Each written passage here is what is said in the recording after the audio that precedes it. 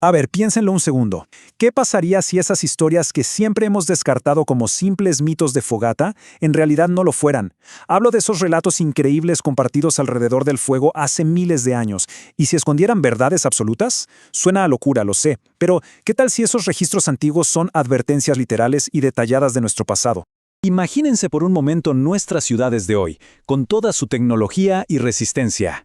Ahora, traten de imaginar que la civilización más grandiosa, avanzada y militarmente poderosa de la antigüedad simplemente desaparece. ¿De verdad es posible que un imperio entero fuera borrado de la faz de la Tierra en un solo día, sin dejar absolutamente ningún rastro en la superficie? Y para llevar todo este misterio un paso más allá, ¿qué pasaría si la ciencia geológica moderna, escarbando entre radares y datos climáticos, de repente respaldara la historia más antigua contada por un filósofo griego? Bueno. Ok, vamos a sumergirnos de lleno en esto. El legado de Platón, misterio, historia y ciencia. Hoy vamos a desentrañar un enigma que ha cautivado a la humanidad por milenios. Y ojo, no nos vamos a quedar en la superficie de la cultura pop, vamos a desglosar meticulosamente la evidencia, la asombrosa arquitectura y esos inquietantes paralelos geológicos de lo que bien podría ser la catástrofe más grande de la historia humana.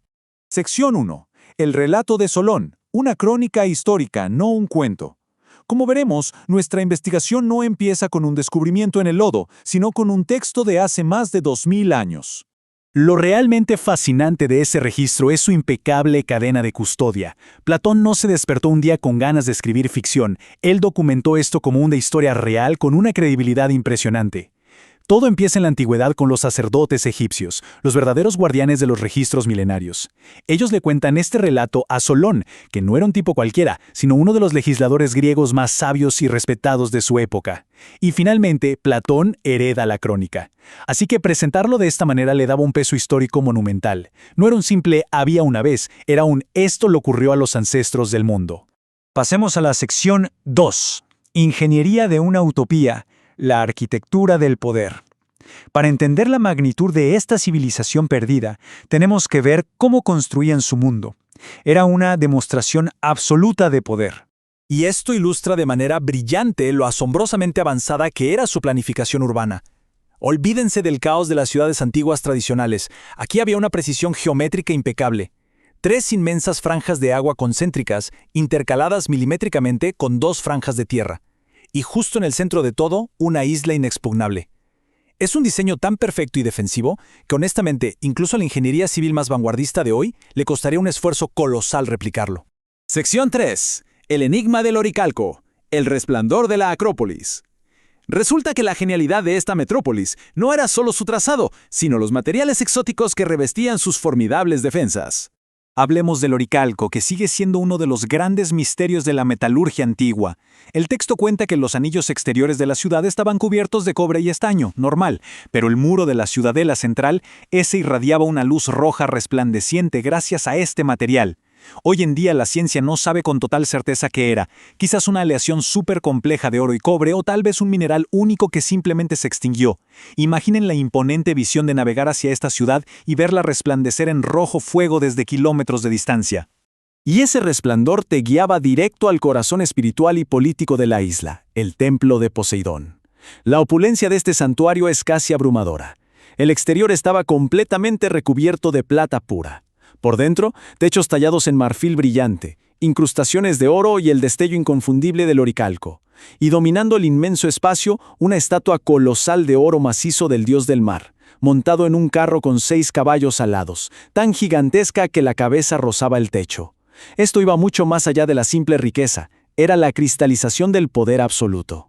Sección 4. Una potencia marítima imbatible. Dueños del comercio y la guerra. Semejante capital no existía aislada, era el centro neurálgico de una civilización que extendía su influencia por todo el mundo conocido. 1200. Ese era el tamaño de su armada. Para darles una perspectiva, tener una flota de 100 o 200 barcos en la antigüedad profunda ya te convertía en la máxima potencia militar. Pero ellos tenían una armada sin precedentes de 1200 barcos. Para sostener esta locura logística, construyeron canales gigantescos que permitían a estas naves navegar desde alta mar directamente hasta el centro de la capital, fondeando en astilleros inmensos tallados en la misma roca viva. Toda esta maquinaria militar les permitía controlar territorios increíblemente vastos. Su dominio no se limitaba a su isla. Se expandieron por el norte de África, controlando lo que hoy es Libia y Egipto, y entraron profundamente en Europa, abarcando hasta Italia. Eran sin lugar a dudas los dueños absolutos e indiscutibles del comercio y la guerra. Parecían totalmente intocables. Llegamos a la sección 5. El día del infortunio. La caída de una utopía. Platón relata que, en la mismísima cúspide de su poder, esta sociedad que alguna vez tuvo una esencia divina comenzó a fracturarse. La ambición desmedida, la corrupción política y la sed de poder infinito terminaron envenenando su utopía perfecta. Y entonces ocurrió lo inimaginable.